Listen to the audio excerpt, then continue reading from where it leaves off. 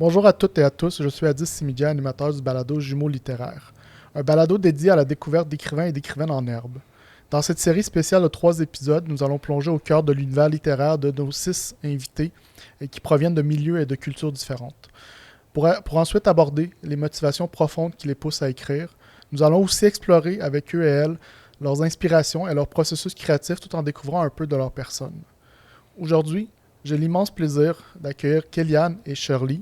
Donc, avant d'aller dans le vif du sujet, Kellyanne et Shirley, c'est avec une grande gentillesse que vous avez accepté de nous lire un texte que vous avez écrit durant une série de 10 ateliers que nous avons réalisés dans le cadre de ce projet plus largement, donc qui a le même nom que le balado, donc qui s'appelle Jumeaux littéraires. C'est la raison pourquoi vous êtes en duo aujourd'hui.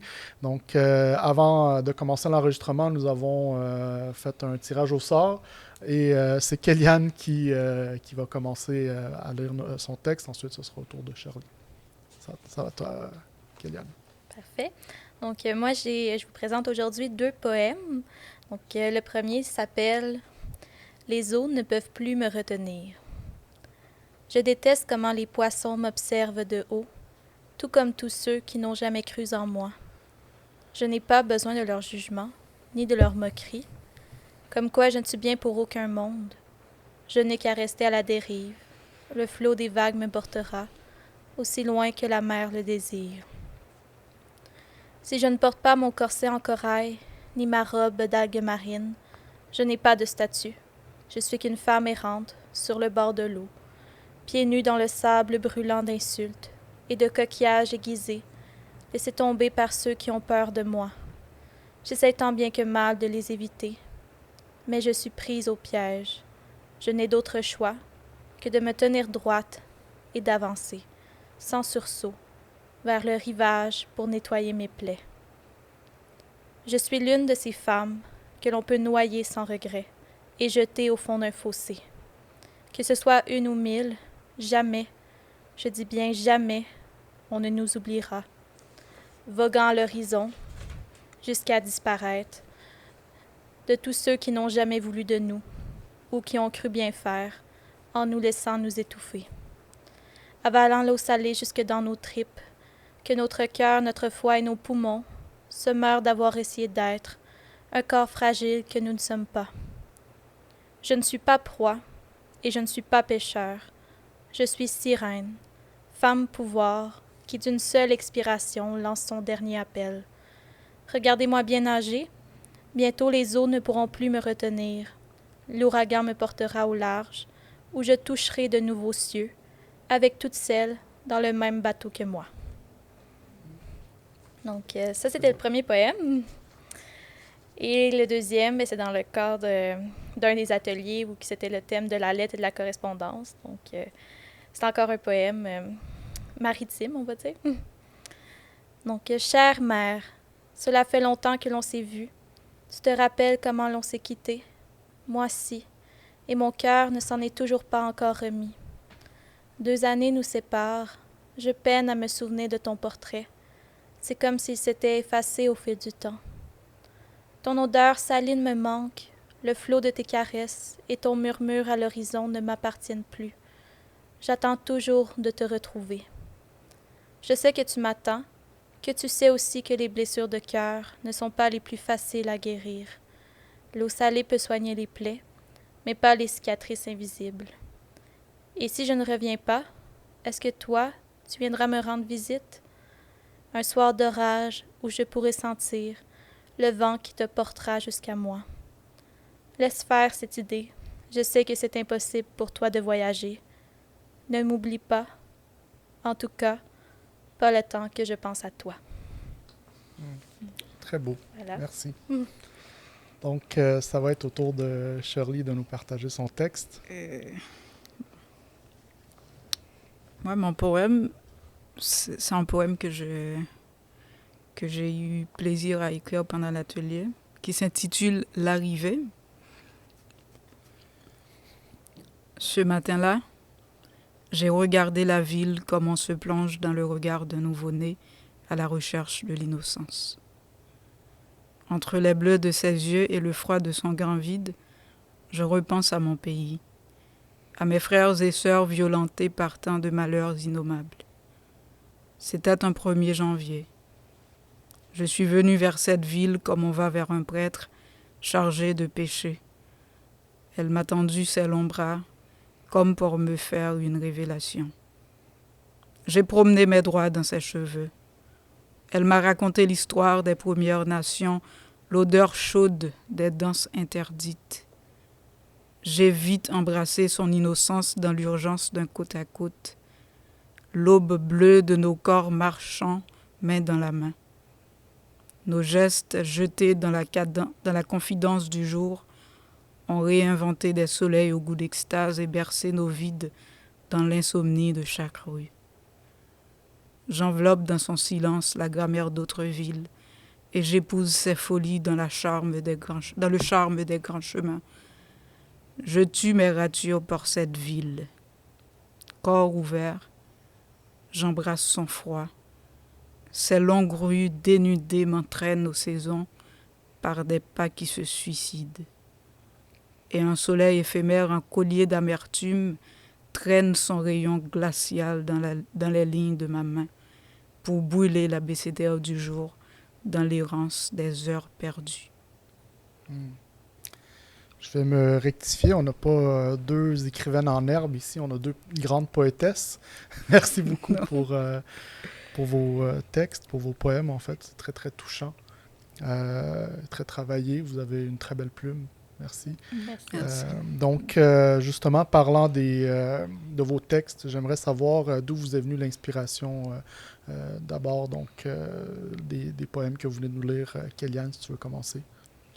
En fait, le premier que j'ai écrit, c'est le dernier que j'ai lu, donc Chère mère, que j'ai écrit dans les premiers ateliers, là, donc autour du mois de juin. Par la suite, c'était en lien avec le fait, moi je suis originaire de la Gaspésie, puis là, ça faisait 2 ans que j'étais pas retournée voir ma famille, donc c'était un peu l'ennui aussi du territoire, etc. Donc c'était vraiment par rapport à ça. Tandis que le premier texte que j'ai lu, Les eaux ne peuvent plus me retenir, c'est sûr que c'est un côté un peu plus féministe et revendicateur, donc un lien un peu plus avec les féminicides, etc. Donc, la condition de la femme. Donc, c'était pas mal mes inspirations pour la rédaction du poème. Des poèmes très d'actualité. Et toi, Shirley, de ton côté, l'inspiration t'est venue de où? Moi, personnellement, habituellement, j'écris de façon spontanée. Donc, ça vient comme ça, de façon spontanée. Pendant l'atelier, j'ai eu la chance de travailler sur ce texte, de commencer le texte, parce qu'après, je l'ai revu, après l'atelier, je l'ai relu et recorrigé. Mais ça, l'idée m'est venue en baladant dans la ville de Trois-Rivières. Surtout, j'aime marcher. Puis, c'est surtout de là ça vient, le texte. C'est comme un texte qui raconte une balade dans une ville où je me pose nouvellement pendant quelques temps. Donc, une ville qui m'accueille. Oui, je suis d'Haïti, donc c'est une ville qui m'accueille, qui m'a reçue pour quelques années, je pense, pour le temps de mes études. Donc, je pensais que ça aurait été intéressant de lui faire un poème. Et Trois-Rivières, comme ville qui a été nommée capitale de la poésie, je pense que c'est une ville digne de poésie, de poème. C'est dit. C'est dit. C'est quoi le sens que vous avez voulu donner à vos poèmes? Donc, Kéliane, tu as abordé un petit peu, tu as commencé un petit peu à nous expliquer c'était quoi le sens. Est-ce que tu peux nous en dire davantage? C'est ça. Donc, en lien avec Chère mère, c'est vraiment un peu plus un poème personnel, donc je dirais. Donc, moi, j'aime beaucoup parler de la vulnérabilité dans la poésie et aussi tout ce justement qui touche le territoire, etc. Donc, je dirais que c'était pas mal ces thèmes-là qui étaient un peu récurrents dans ce poème-là. Tandis que Les eaux ne peuvent plus me retenir, c'est sûr, comme j'ai dit, c'était revendicateur, féministe. Le jeu aussi a une présence très forte. Donc, le jeu n'est pas nécessairement relié à moi, mais en étant à la sirène, qui est l'image un peu de la sorcière qui est mal vue, etc. Donc, c'est vraiment tout le côté revendicateur et féministe que j'ai voulu représenter dans ce poème-là. Okay. Toi, Shirley? Ben, moi, mon poème, s'il y a un sens à le donner, je laisserai à deviner au lecteur. Mais de façon personnelle, si je le donnerais un sens, ça serait pour moi une balade, ça serait un remerciement à la ville, ça serait un poème de remerciement, quoi, à la ville de Trois-Rivières. Et est-ce que tu aimes te balader plus le jour ou la nuit? Ben, surtout la nuit, surtout la nuit. Et Je suis quelqu'un de nuit. Et est-ce que tu... La réponse est peut-être évidente, mais est-ce que tu écris de jour ou de nuit? Qu'est-ce que tu préfères? Ben, je préfère écrire la nuit, mais ça m'arrive par moment d'écrire en plein jour. Parce que c'est quand ça vient. C'est pour ça que j'ai toujours mon téléphone proche. Quelque chose me vient, puis je saisis mon téléphone, puis je l'écris. Même si c'est une phrase, c'est un mot. Après, je vais réfléchir dessus, mais sur le coup, je le note. Et puis après, je verrai ce que ça deviendrait, mais habituellement, j'aime surtout la nuit, le confort que ça apporte. Le silence, les bruits. Donc, c'est ça. Je pense que je suis plus confortable à écrire la nuit. Et toi, Kéliane, la même question. Est-ce que tu écris... Est-ce que tu te promènes plus de jour ou de nuit? Ou pas du tout? Je me dirais que je me promène plus de jours à l'université, donc à ce moment-là que je suis tout le temps. Puis l'écriture... Et l'écriture, ben, c'est sûr que moi, je fais de la rédaction journalistique dans mon travail. J'ai aussi eu des cours de création littéraire dans mon baccalauréat. Maintenant, je suis à la maîtrise. C'est encore tout ce qui est côté rédaction au niveau scolaire.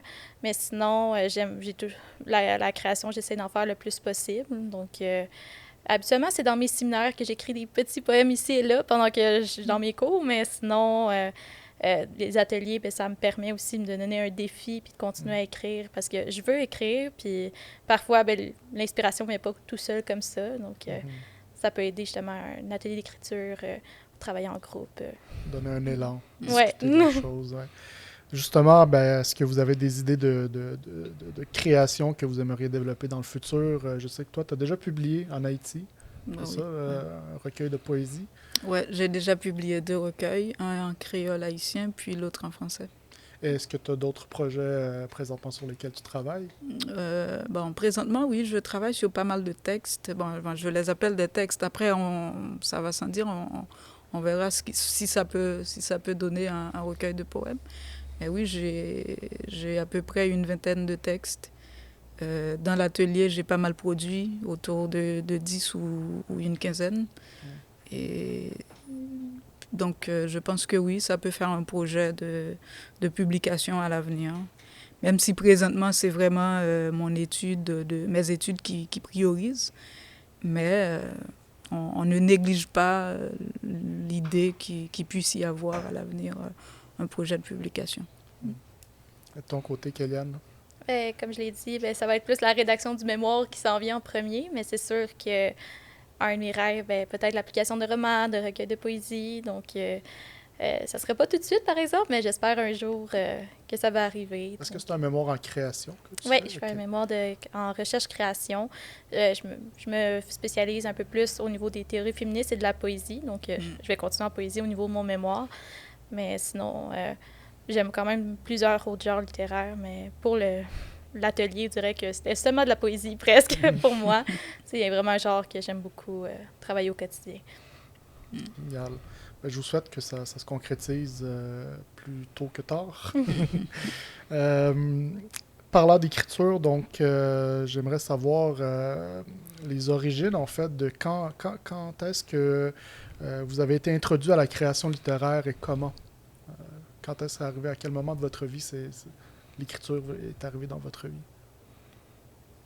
Ouais. Je dirais que c'est presque...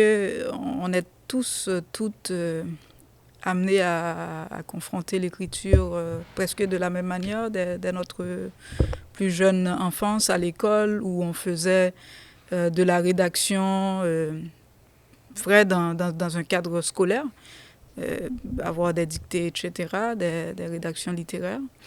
Mais de façon, si on le prend dans le sens de création littéraire, je pense que l'écriture, c'est pas moi qui est venu vers l'écriture, mais plutôt l'écriture s'est venue vers moi parce que j'avais des choses à dire. Et à un moment où je ne pouvais pas les dire oralement ou les clamer comme ça en pleine rue de Port-au-Prince. Et donc, il a fallu que je trouve un moyen d'extérioriser des choses que je vivais à cette époque-là. Et je pense que c'était autour de 21, 22 ans. C'est dans les vingtaines.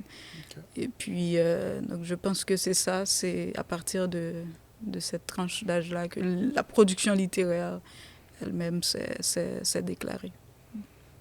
Et pour toi, Kéliane, à quel moment c'est arrivé l'écriture? Je dirais un peu comme Shirley. C'est sûr qu'au niveau de l'école, dès le primaire, j'ai touché un peu à de la poésie. Au secondaire, on m'avait écrit une petite biographie. Et sinon, encore au secondaire, je m'étais créé un compte Wattpad et j'avais fait comme des histoires, etc., dont une est devenue vraiment trop populaire pour que j'en parle. Là, je suis comme, c'est un peu malaisant aujourd'hui. Donc, c'est quoi Wattpad? Wattpad, tu connais pas? Non, je connais pas. C'est une application littéraire où que les gens peuvent écrire des histoires, puis c'est par chapitre, donc les gens te lisent, etc. Puis je pense qu'une de mes histoires aujourd'hui est rendue à 80 000 vues, ce qui est vraiment malaisant, parce que je retravaillerais plus ça aujourd'hui. Mais je pensais pas parler de Wattpad aujourd'hui. Mais sinon, c'est ça, dès le secondaire, j'ai su que je voulais continuer au niveau de la littérature et de l'écriture, puis que j'ai toujours aimé lire, j'ai toujours aimé écrire.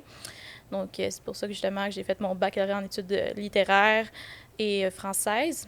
Par la suite, justement, ça a touché un peu mes cours, toute la création. Puis je continue encore là-dedans aujourd'hui parce que c'est vraiment quelque chose que j'ai eu à piqûre quand j'étais jeune puis que je continue encore. Qu'est-ce que l'écriture t'apporte ou t'a apporté jusqu'à maintenant?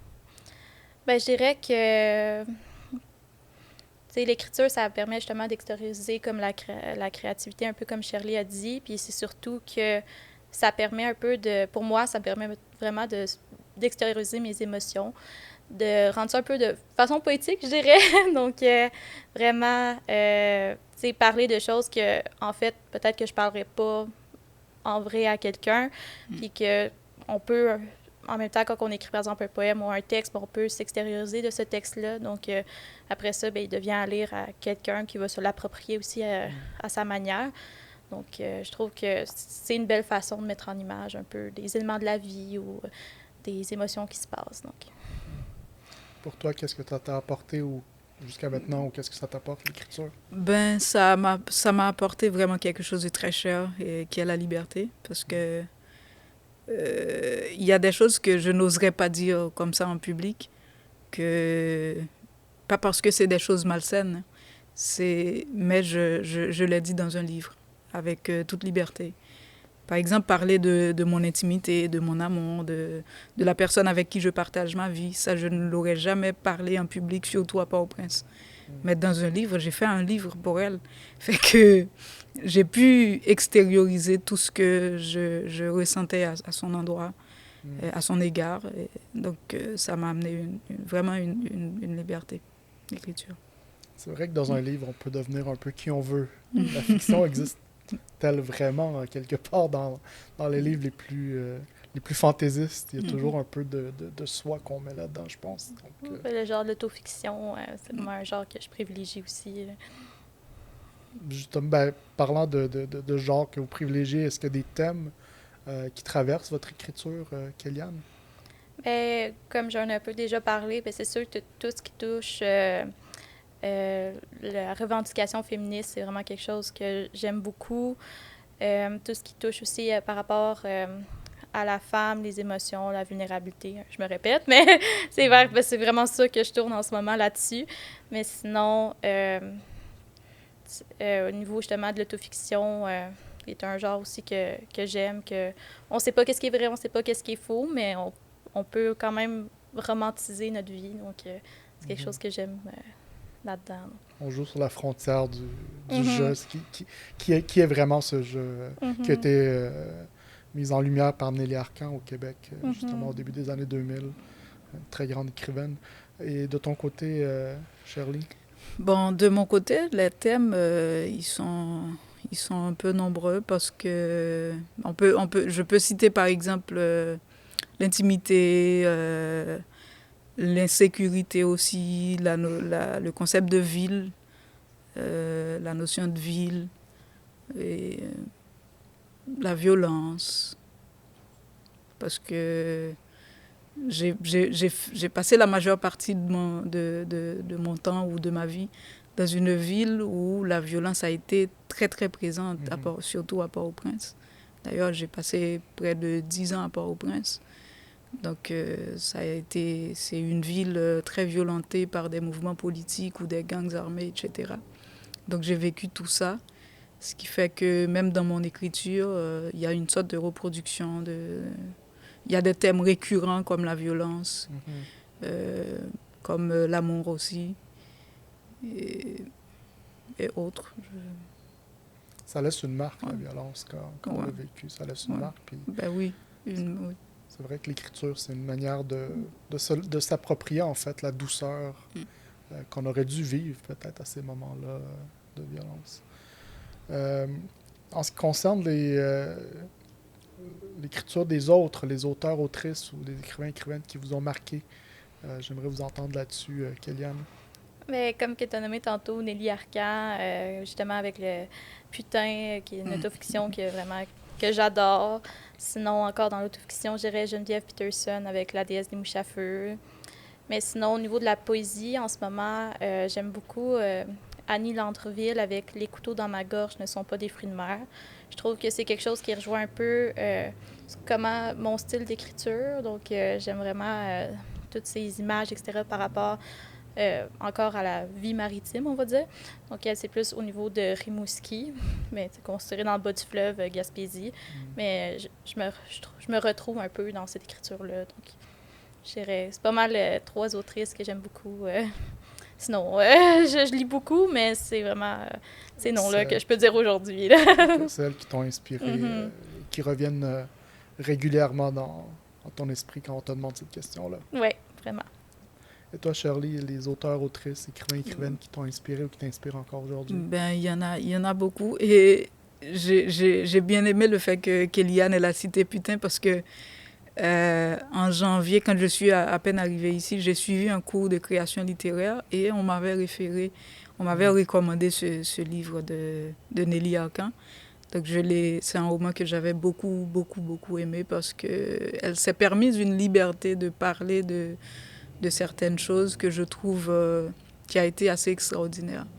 Donc c'est cette liberté, je me retrouve là-dedans. C'est comme si je dis, c'est des choses que j'aurais aimé moi-même dire dans un livre aussi. Donc, et il y a d'autres auteurs classiques, haïtiens ou d'auteurs haïtiens ou étrangers, comme si on prend par exemple par la poésie, il y a Georges Castrat qui est un auteur haïtien. Je peux aussi citer d'autres auteurs français comme Rimbaud ou Verlaine qui m'ont aussi marqué. C'est des auteurs que j'ai étudiés dans la littérature haïtienne à l'école, 20e siècle, la Renaissance, etc. Un petit peu avant Rimbaud, Hugo et autres. Mais dans le roman, par exemple, il y a aussi Albert Camus, je me rappelle, qui m'a été présenté par un ami et il m'avait conseillé un livre, L'étranger, d'Albert Camus. Et ça, je venais à peine de recevoir mon admission à la faculté de linguistique à Port-au-Prince. Et puis, il m'a dit, tu devrais lire Albert Camus. Et moi, je viens à la lecture. Moi, je suis arrivée vers la lecture très tard parce que j'ai grandi à la campagne avec ma grand-mère. Et on n'était pas vraiment dans un environnement ou dans une démarche de lecture où il y avait une bibliothèque, etc. Non, c'était vraiment dans l'absence totale du livre, de l'objet livre. D'ailleurs, ma grand-mère, elle ne savait ni lire ni écrire, mais elle m'a appris à lire et à écrire, quelque chose d'extraordinaire et d'incroyable. Et donc, quand mon ami, il m'a tendu le livre, je l'ai pris, L'étranger. Et ce qui m'avait marqué, c'est l'indifférence de Mersol, le personnage principal du roman. Et le début aussi, la phrase aujourd'hui maman est morte, ou peut-être demain, c'est comme une indifférence par rapport. Moi, je trouve ça extraordinaire parce que comment quelqu'un peut avoir toute cette indifférence dans un monde qui bouillonne, où il y a tellement de choses qui se passent, et puis il reste indifférent par rapport à tout. Et par la suite, ça va m'amener à découvrir La vie devant soi de Romain Gary. Et il y a toujours des phrases qui restent, tu vois. Comme la vie, je n'ai pas à lui lécher le cul pour être heureux. Je pense qu'en gros, après, des auteurs haïtiens aussi, il y en a plein. Il y a Marie-Vieux Chauvette, une autrice haïtienne, classique, je dirais, romancière. Il y a Ketli Mars, elle est encore vivante, Ketli Mars, Yannick Lahens. La liste est longue. Oui, on a... Mais j'aime bien cette vraiment, idée a... que tu amènes d'indifférence parce que ça montre aussi qu'on parle de Nelly Arcan, qu'on parle d'Albert Camus. Elles ont vu quelque chose que d'autres ne voyaient peut-être pas et qu'aujourd'hui on est capable de voir encore, cette indifférence. On le voit à travers la guerre, on le voit à travers ce qui se passe en ce moment à Gaza, on le voit à travers... Et c'est ça qui est la force de l'écriture aussi, de la littérature. Donc on relate le monde parfois mieux que des sociologues ou d'autres que c'est leur travail que de relater ce monde-là. Donc des personnes qui prennent le temps d'écrire le font d'une manière extraordinaire. Donc ça nous amène à conclure vers la dernière question qui porte sur les ateliers. Comme je le disais au début, on a fait à peu près une dizaine d'ateliers qui se sont étalés sur plusieurs mois. J'aimerais savoir qu'est-ce que ces ateliers-là vous ont apporté. S'ils vous ont apporté quelque chose, bien sûr. Kéliane? D'abord, oui, ça m'a apporté quelque chose à 10. En fait, quand je m'étais inscrite, je savais pas trop à quoi m'attendre. J'étais comme, bon, on va voir qu'est-ce que ça mène. C'est sûr que ça va me faire écrire. Je trouve que les premiers ateliers, j'étais peut-être un peu plus silencieuse à ce niveau-là. Donc, j'analysais un peu qu'est-ce qui allait se passer et tout.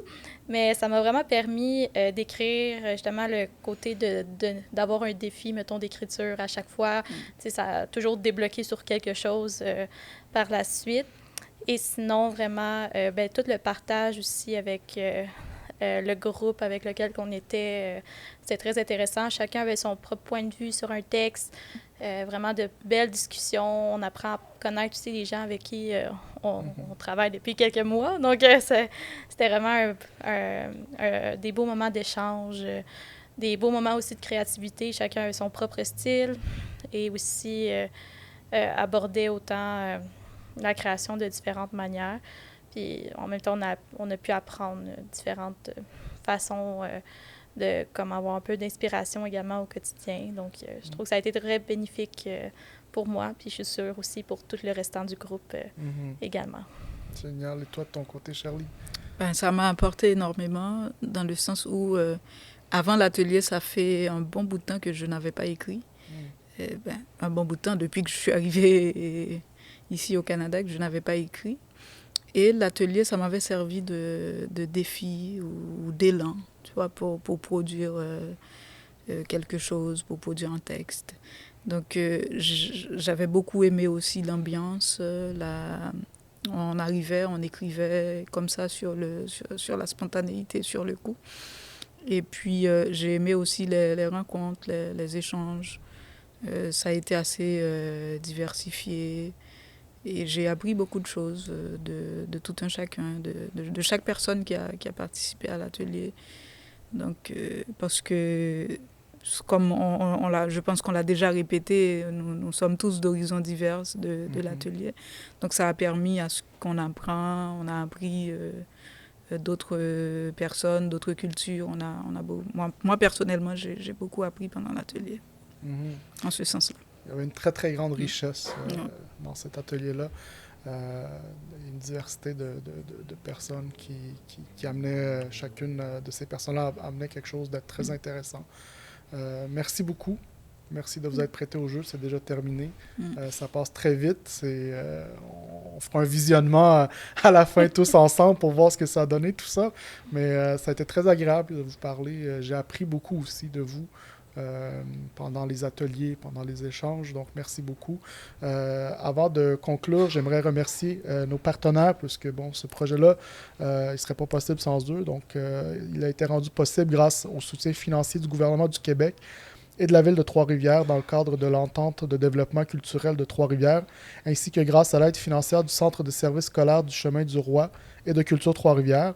À ça s'ajoute la subvention en jeux transculturels et intergénérationnels dans les récits des personnes adolescentes en contexte de COVID-19 qui a été octroyée dans le cadre du programme de subvention de développement de partenariat du CRSH. Il faut qu'on les dise, ces choses-là, parce que c'est possible grâce à ces partenaires-là. Donc, encore une fois, merci beaucoup de vous être prêté au jeu et à une prochaine fois. J'ai très, très hâte de lire vos prochaines créations. Merci à toi, Addis. Merci.